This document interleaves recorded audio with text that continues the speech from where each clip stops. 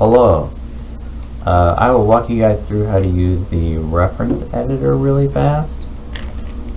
The reference editor is useful to that way you can reference in some rigs into your scene, so you can have multiple characters in your scene using the same rig. And generally, it's a little bit safer, and it's how people work, usually in production. So, for example, I've got a scene. I've got two ultimate bony rigs. I've modified the rig a little bit so I can scale his head around and stuff. So anyway, so how do you set this up? I'm in my 2018, and some of you may have figured out that there's a few issues with some rigs that were built in older versions of Maya. But anyway, so we're going to go reference editor. This is just how we can reference in other scenes. You can import the scene, but the reference kind of maintains its link to the old files. That way you can go back and so you can switch a rig or change a rig and it'll update in your animation, which is pretty awesome. So we're going to go to the ultimate bony rig. We're going to import this guy into our scene. Cool. So you'll notice right off the bat that there are some visual issues going on here, which I'll go over how to fix really quickly. Took me a minute to figure it out, but I was able to solve it. Okay, yeah, so I got two guys. There's some sort of rendering material setting that was different between probably Maya 2016 and 2018. Oh, that's interesting. We're actually in 2016 and we still have the same issues. So anyway, how do we fix that stuff? Let's jump over to 18. We'll confirm that referencing has a rendering issue. Let's pull this guy in here. Go rigs. Okay, for school, drop this guy in here. Okay, yes. So still got problems. So if I open that rig up directly, so the fancy trick. I think I have to do this on a different rig.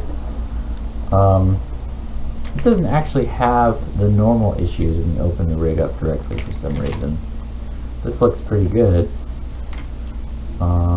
So there's obviously some strange setting going on here. But what I did is by opening that up, I think it set the file up with a bunch of materials and some settings that were already in the old file. So I just deleted the assets. Now I'm going to merge and reference in the guy. I think it'll come in much cleaner. Oh, wait, hold on. We gotta save this. Ultimate bony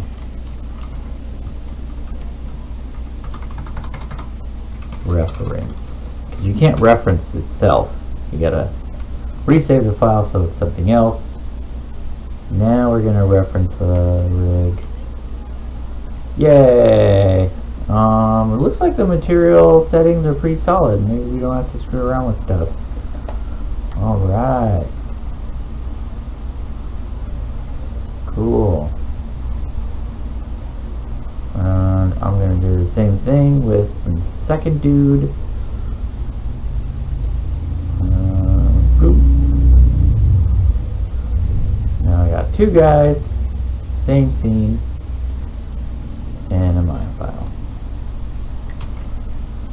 And I just saved it. Okay. So now I want to be able to modify the rig a little because I like modifying rigs. It's fun. In my other scene,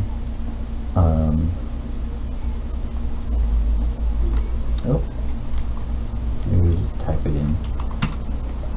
I had a little dude and a short dude, but it would help a lot to make this look like a kid. It would be to scale the head up. So in order to do that, I'm gonna open up a new version of Maya. This guy's saved. Hold on, Sally.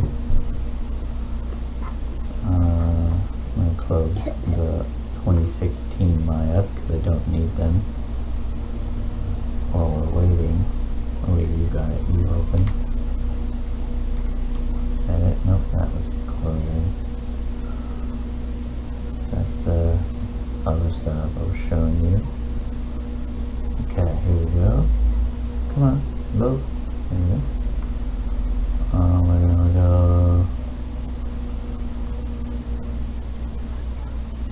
Open bony rig. Don't save.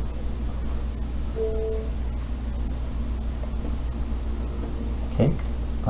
So for example, I wanted this control only has rotation because the rigger was trying to be nice and prevent people from breaking stuff, but I'm a big fan of breaking stuff, so let's unlock those controls.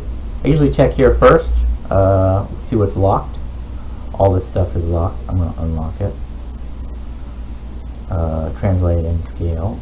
It doesn't show up in the channel box right away because we just unlocked it. So now we're going to move translate and scale. And where are you translating? Probably under T. Here we go. Oh, bam. Now, on this control, I can move his head around, maybe. Are you going to let me?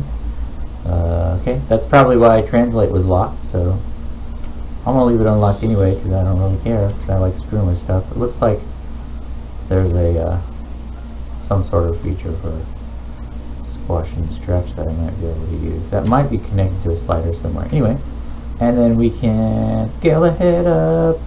Cool. Just because I am who I am, I'm going to do it on the whole rig because I like things to be unlocked in general. This is a bit dangerous because you can break the scene, but if you're referencing the rig, you can always roll the animation scene back fairly easily. Okay. Translate and scale. When you're messing with stuff and you scale it and it doesn't work, then unscale it, and usually generally okay. Hold on, Sally, I'm almost done with the video. So I'm going to save this as, I'm going to call it Bony V7 because I was messing with stuff earlier and called it 6. And I'm going to save it in the same rigging folder. Here, save, continue. Now I can go back to my other scene through the power of referencing, and I can go and change this to 7 and hit enter, and it'll reload the rig to the new fancy unlocked version.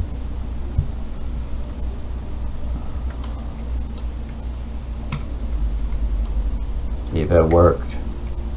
Yes, we do have scale. So now I can have the big guy with the smaller head and the little guy with the bigger head. And then I can go do all kinds of other fun stuff from there.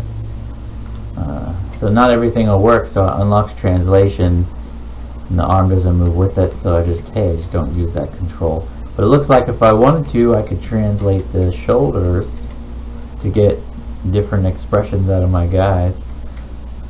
But anyway, that's how you reference scenes in your levels, and that's how you can edit some rigs. Okay, good luck, have fun with everything. See ya.